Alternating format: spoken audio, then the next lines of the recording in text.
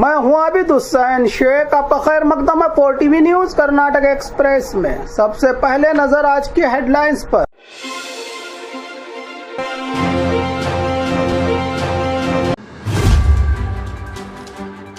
किसानों के मुद्दे पर कर्नाटक रक्षण वेदिके की चेतावनी। बेलगाम बंद फिलहाल टला, लेकिन आंदोलन जारी। सीएम सिद्धरामैया ने लिखा प्रधानमंत्री को खत। अमावस और पूनम की रात पर गांव में डर का माहौल। लोग बीमार, जानवरों की मौत का कारण बन रही है जादू टोना, गांव वालों का आरोप। गन्ना किसानों का गुस्सा आखिरी चरण पर। मुख्यमंत्री सिद्धरामैया की मीटिंग का किया बहिष्कार, सरकार को दी चेतावनी। बेंगलुरु ट्रैफिक पुलिस की नई पहल, सड़क हादसों में अब मौके पर ही होगा मरीजों का इलाज। कर्नाटक में पुलिस अधिकारियों के नए नियमों को मंजूरी। 24 घंटे में आरोपी को कोर्ट में पेश करना होगा कंपलसरी।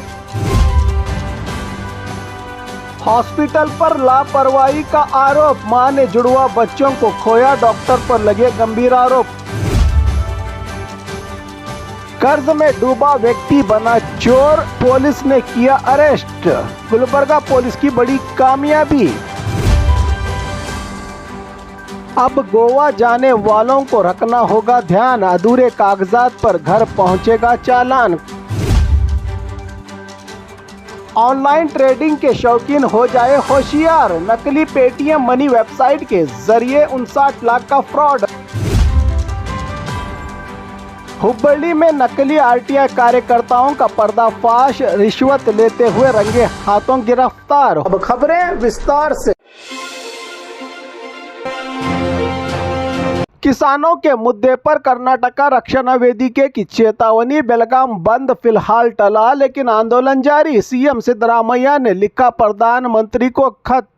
कर्नाटक में किसानों की समस्याओं को लेकर कर्नाटक रक्षण वेदिके संगठन ने सरकार को चेतावनी दी थी कि अगर किसानों की मांग नहीं मानी गई तो बेलगाम बंद किया जाएगा। हालांकि अब कर्वे ने बंद को फिलहाल टाल दिया है, लेकिन संगठन ने कहा है कि अगर सरकार किसानों के पक्ष में फैसला लेती है तो ठीक है, वरना आंदोलन और तेज किया जाएगा। कर्वे नेताओं ने साफ कहा है कि हम किसानों के साथ हैं और संघर्ष जारी रहेगा। इसी बीच मुख्यमंत्री सिद्धरामैया ने प्रधानमंत्री नरेंद्र मोदी को एक पत्र लिखकर कहा है कि गन्ना किसानों की हालत बेहद खराब है, केंद्र सरकार को तुरंत मीटिंग बुलाकर इसका हल निकालना चाहिए। पत्र में बताया गया है कि उत्तर कर्नाटक के कई जिले बेलगाम, बागलकोट, बीजापुर, धारवाड़, हावेरी, गदग में किसानों का आंदोलन तेज हो गया है। राज्य सरकार ने मिल मालिकों से बात करने की कोशिश की, लेकिन समाधान नहीं निकला। किसानों को प्रति टन गन्ने पर सिर्फ 2600 से 3000 रुपये मिल रहे हैं, जबकि उनकी लागत 800 से 900 रुपये तक आती है और किसान 3500 की डिमांड कर रहे हैं। सिद्धरामैया ने केंद्र सरकार से अपील की है कि किसानों की मदद के लिए तुरंत कदम उठाया जाए। अमावस और पूनम की रात पर गांव में डर का माहौल। लोग बीमार, जानवरों की मौत का कारण बन रही है जादू टोना, गांव वालों का आरोप। कर्नाटक के दावणगेरे जिले के गांव में इन दिनों अमावस और पूर्णिमा की रात के मौके पर अजीब तरह का डर फैल गया है। गांव में गांव वालों का कहना है कि इन दिनों में कई घरों के सामने नींबू रखे जा रहे हैं, जिन पर जादू टोना, काला जादू किया गया होता है। लोगों का मानना है कि इसके बाद गाँव के कई लोग बीमार पड़ रहे हैं, जानवर अचानक मर रहे हैं और परिवारों में झगड़े बढ़ रहे हैं। खेतों की फसल भी सही से नहीं उग रही है, जिससे गांव वाले और ज्यादा परेशान हैं। कई गाड़ियों जैसे कार, बाइक और ट्रैक्टर के नीचे भी नींबू, हल्दी और कुमकुम पाया जा रहा है। गांव में अब डर और असमंजस का माहौल बना हुआ है। एक गांव के व्यक्ति ने कहा कि कुछ दिनों से हमारे गांव में शांति नहीं है, बच्चे और बड़े बीमार हो रहे हैं। हमें लगता है कि ये सब काले जादू की वजह से हो रहा है। गन्ना किसानों का गुस्सा आखिरी चरण पर, मुख्यमंत्री सिद्धरामैया की मीटिंग का किया बहिष्कार, सरकार को दी चेतावनी। कर्नाटक में गन्ना किसानों का आंदोलन दिन ब दिन तेज होता जा रहा है। खासकर बेलगाम जिले के गुरलापुर इलाके में किसानों का आक्रोश बढ़ गया है। आज किसानों ने मुख्यमंत्री सिद्धरामैया की ओर से बुलाई गई मीटिंग का भी बहिष्कार करते हुए साफ कहा है कि जब तक उनकी मांगें पूरी नहीं होती वो किसी भी सरकारी मीटिंग में हिस्सा नहीं लेंगे। किसानों की मांग है कि गन्ने का भाव सिर्फ 3,500 प्रति टन ही नहीं बल्कि वजन भी सही तरह से हो और भुगतान भी समय पर हो, ये भी जरूरी है। किसानों ने सरकार को शाम तक का समय दिया है, अगर तब तक कोई फैसला नहीं लिया गया तो वो राज्य भर में आंदोलन शुरू करेंगे। अब सबकी नज़र सिद्धरामैया की मीटिंग पर है। देखना यह है कि सरकार किसानों के गुस्से को शांत करने के लिए क्या कदम उठाती है, जबकि सरकार की ओर से सिद्धरामैया के साथ सिर्फ 46 किसान नेताओं को ही आह्वान दिया गया था, जिसका बहिष्कार किए जाने की जानकारी मिली है मीडिया रिपोर्ट से।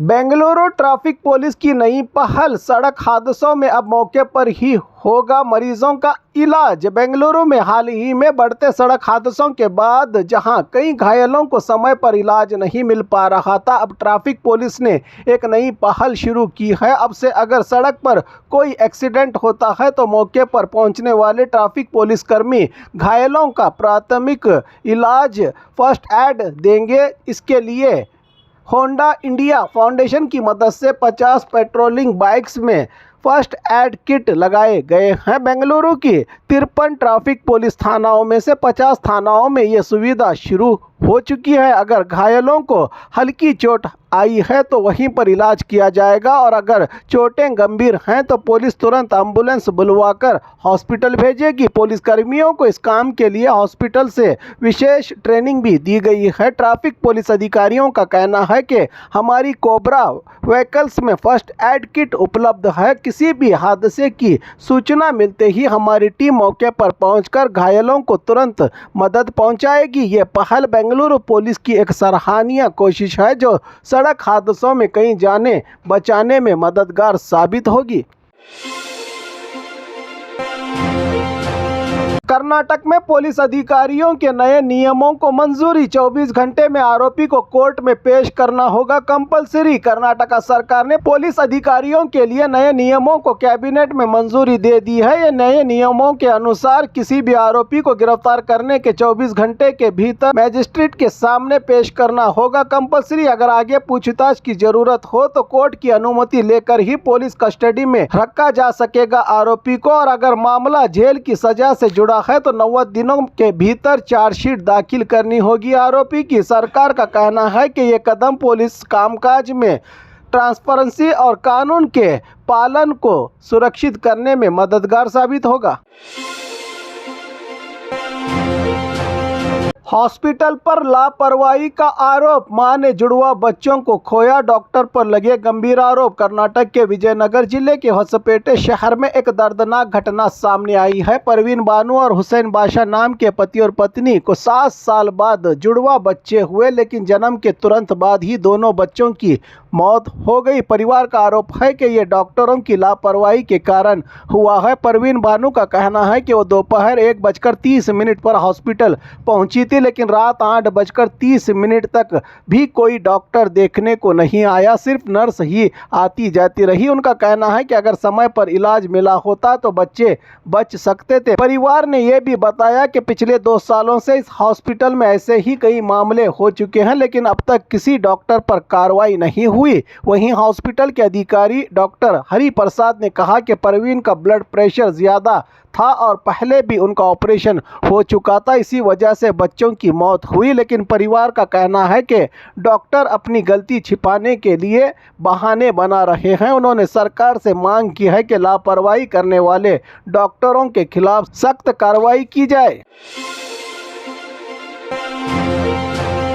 कर्ज में डूबा व्यक्ति बना चोर, पुलिस ने किया अरेस्ट। अरेस्ट, गुलबर्गा पुलिस की बड़ी कामयाबी, आरिफ नामी चोर गिरफ्तार, लाखों का सोना चांदी बरामद। गुलबर्गा पुलिस ने एक बड़ी कार्रवाई करते हुए आरिफ नामी चोर को गिरफ्तार कर लिया है, जो बिलालाबाद कॉलोनी का रहने वाला बताया जा रहा है। पुलिस कमिश्नर डॉक्टर शरणप्पा के मुताबिक आरिफ के कब्जे से 13,41,000 रुपये कीमत का सोना और चांदी बरामद किया गया है। साथ ही चोरी में इस्तेमाल की गई बाइक भी सीज की गई है। आरिफ के खिलाफ यूनिवर्सिटी पुलिस स्टेशन में केस दर्ज किया गया था। पुलिस टीम ने 3 घरों में हुई रात की चोरियों के केस हल किए हैं। पुलिस का कहना है कि इसके पास से तकरीबन 100 ग्राम सोना, 200 ग्राम चांदी और एक प्लाटिनियम बाइक मिली है। गिरफ्तार आरोपी को अदालत में पेश करके कोर्ट कस्टडी में भेज दिया गया है की जानकारी दी पुलिस कमिश्नर डॉक्टर शरणप्पा ने।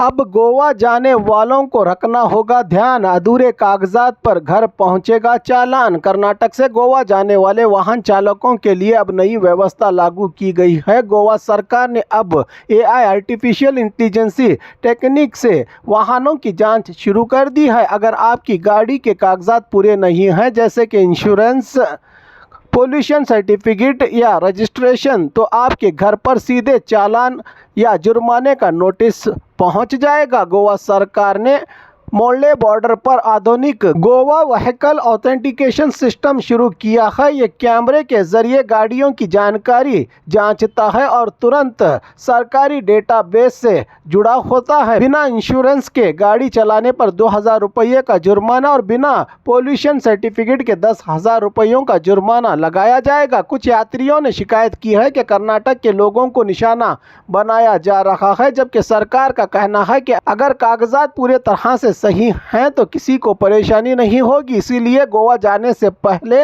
अपनी गाड़ी के सारे कागजात ज़रूर जांच ले, वरना छुट्टी का मज़ा चालान और जुर्माने में बदल सकता है।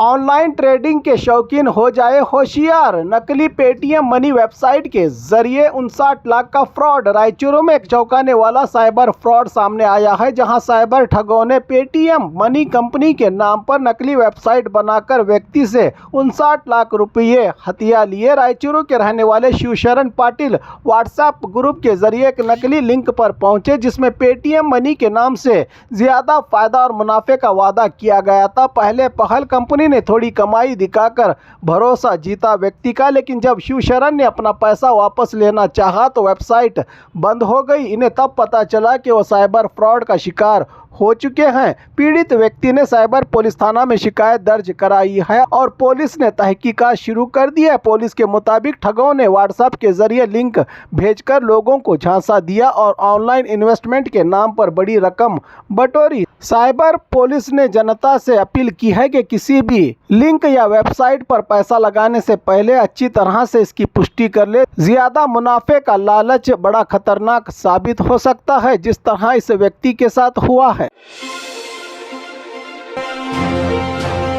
हुबली में नकली आरटीआई कार्यकर्ताओं का पर्दाफाश, रिश्वत लेते हुए रंगे हाथों गिरफ्तार। हुबली पुलिस ने ऐसे नकली आरटीआई कार्यकर्ताओं की एक गैंग को गिरफ्तार किया है, जो खुद को सामाजिक कार्यकर्ता बताकर सरकारी अधिकारियों और फाइनेंशियल संस्थाओं से पैसे वसूल रहे थे। ये गैंग एक कोऑपरेटिव सोसाइटी में गड़बड़ियों का आरोप लगाकर मीडिया में खबर देने और संस्था की छवि खराब करने की धमकी दे रहा था। इसके बदले उन्होंने 1 करोड़ रुपयों की मांग रखी थी। शिकायत मिलने पर पुलिस ने जाल बिछाया और जैसे ही आरोपी पैसे लेने पहुंचे, उन्हें रंगे हाथों पकड़ लिया गया। पुलिस कमिश्नर शशि कुमार ने बताया कि आरोपियों के ऑडियो और वीडियो सबूत मिले हैं, जिनमें वो पैसों की मांग करते साफ सुने जा सकते हैं। कुल 5 लोगों को हिरासत में लिया गया है, जिनमें गदग और मुंडगोंद के रहने वाले शामिल हैं। पुलिस के मुताबिक ये आरोपी पहले भी कई फाइनेंशियल संस्थाओं से ब्लैकमेल कर चुके हैं और अब ये जांच की जा रही है कि इनके साथ और कौन कौन जुड़ा हुआ है। पुलिस ने जनता से अपील की है कि ऐसे नकली आरटीआई कार्यकर्ताओं से सावधान रहे, जो सूचना के अधिकार कानून का गलत इस्तेमाल कर रहे हैं।